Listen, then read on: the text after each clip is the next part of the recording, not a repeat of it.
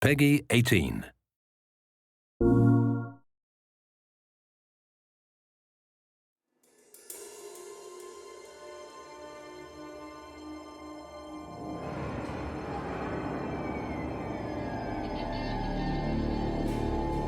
The Killzone visual design book gives outsiders a view into a very intimate part of the studio where we do our story and environment creation.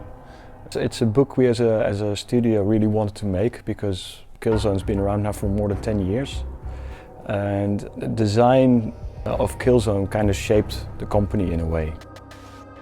What we didn't want to do is basically just go through all the games in chronological order.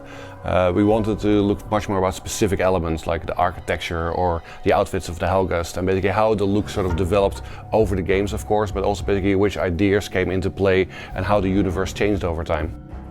The whole look of the Helghast is something that really evolved over time. It's more like, okay, how can we make this menacing, sort of functional, believable character? We wanted to make them very distinct, very different. So what we looked at there is much more of how would a totalitarian regime design something. This book gives a very particular insight in how things slowly progress, because making a universe is a creative process and it takes years before things basically come to be. I saw these ice skaters out on the lakes, and I tried to redesign one of those into something that would match the Killzone universe. And when I presented this to the art director, he was like, "Oh, this isn't Helghast. Their machines are overpowered. They're user unfriendly." So I sat down with that given information, and we came up with the ice song.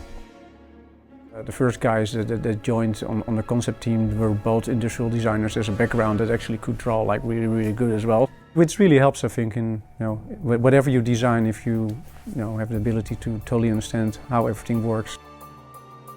We don't put anything on the design that doesn't have a function, or at least if we do put it on there, it sort of has a function, but it needs to look like it belongs there and it's not embellishment. I think that brought something fresh to the table within game art.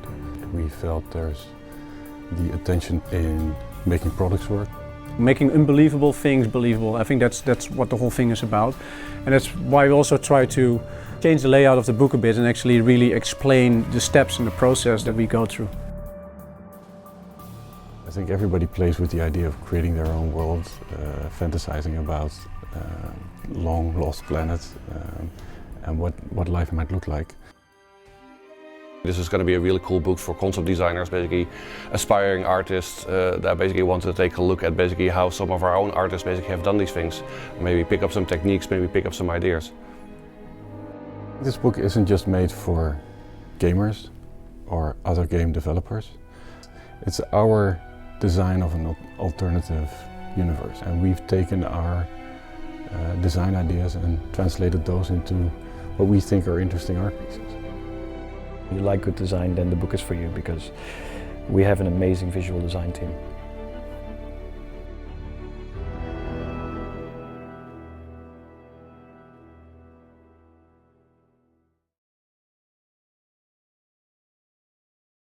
For the players.